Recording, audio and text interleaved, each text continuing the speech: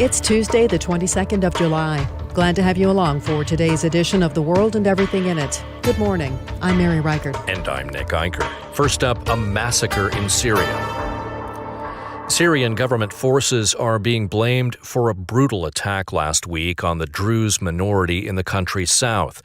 Reports say more than 350 people were killed, many of them slaughtered inside a local hospital. Gruesome video has come out apparently showing torture. It's the second mass killing of a religious or ethnic group in Syria in just 4 months. But so far, the world's attention has focused less on the victims and more on Israel's military response, with airstrikes on Syria's military headquarters in Damascus.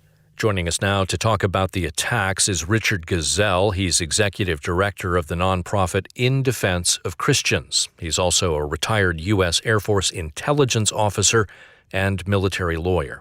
Richard, good morning. Good morning, Mary. Thanks for having me. Well, we're glad you're here. Let's just start with some context. Who are the Druze? Well, the Druze are an ethnic minority, a religious minority in Syria. They don't just live in Syria. They exist historically in southern Syria, southern Lebanon, and northern Israel.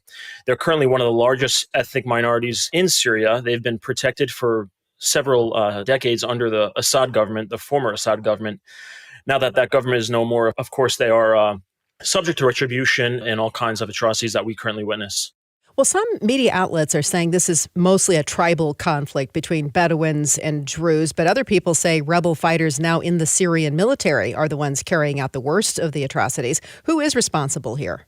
Well, it certainly is a tribal dispute, or at least that's how it began. It's following decades, even centuries of conflict between these tribes, the Bedouin Sunnis as well as the Druze. Since the fall of the government that kind of held it all together, the civility, so to speak, quote, civility, it's been all-out war, you might say, between them, taking out years of aggression in recent weeks. In recent days, however, you've seen the Syrian transitional government become involved. Some say passively and some say quite actively and aggressively in this conflict. So it's really morphed from a tribal matter to one of political and religious violence. Mm-hmm. Well, the U.S. recently ended some sanctions on Syria following the change in its government. So if the Syrian military is responsible for these killings, what does that mean for the U.S.? Well, the U.S. needs to really come together and figure out its coherent Syria policy moving forward. I think it was a good move to lift sanctions and normalize diplomatic relations with the transitional government in Syria. But it's important also to place strict conditions and guardrails moving forward because we know who's in charge of the transitional government. They have a problematic history, former al-Qaeda members and jihadists from all across the world, frankly. So unless guardrails and strict conditions are placed, we're going to see more atrocities of this sort. And, we can't wave the carrot without the strong stick behind it. Mm-hmm. We know that Israel carried out airstrikes on military targets last week in Damascus. What's at stake for Israel in this conflict? Well, Israel shares a border with Syria, of course. For decades, the Golan Heights has been a conflict point with shared borders. Currently, Israel is requiring that the Soweto district also remain demilitarized. Should Soweto fall to HTS, the Syrian transitional government, and its radical proxies that we currently see operating down there, it could spell a real serious situation for Israel and the whole region. Rich, I understand that you are a practicing Syriac Orthodox Christian. What are Christians in Syria facing right now? They live in fear every day. When the government fell this past winter in December of 2024, there was some degree of excitement because it presented a new day, a new beginning for Syria, but it was a very sober jubilation, of course, because they knew who was in charge and they haven't disappointed, so to speak. And I mean that in a very grim way. This government that is dominated by Islamic radicals has time and again shown its true colors, despite the hope, despite the cautious optimism, whether we're talking about the massacre of Alawites in March, or whether we're talking about the current massacre of Druze that we're seeing in the south of the country. Syrian Christians have been suffering all along. It's not a matter of waiting their turn because it's been sort of a simmering persecution, a simmering atrocity that's been happening to Christians, something that occurred just a few weeks ago, which got very little media attention, of course, was the attack, the suicide bombing at St. Elias Church, which is a Greek Orthodox church in Damascus, the capital, Syrian capital.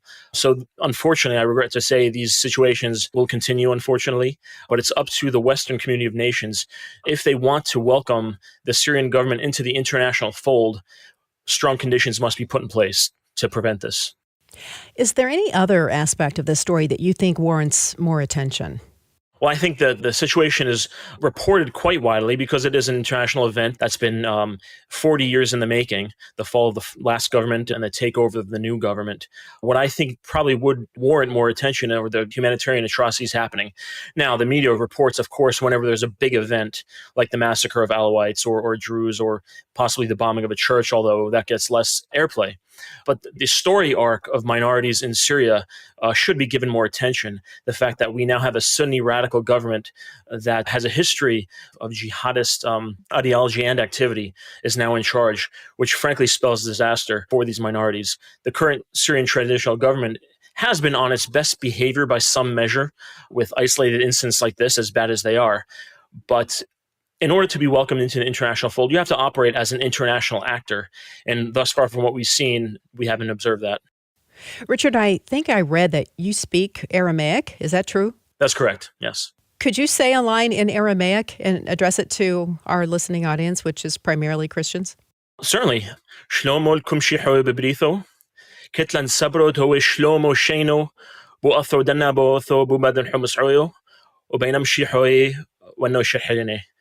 What I said was, hello, greetings to my fellow Christians.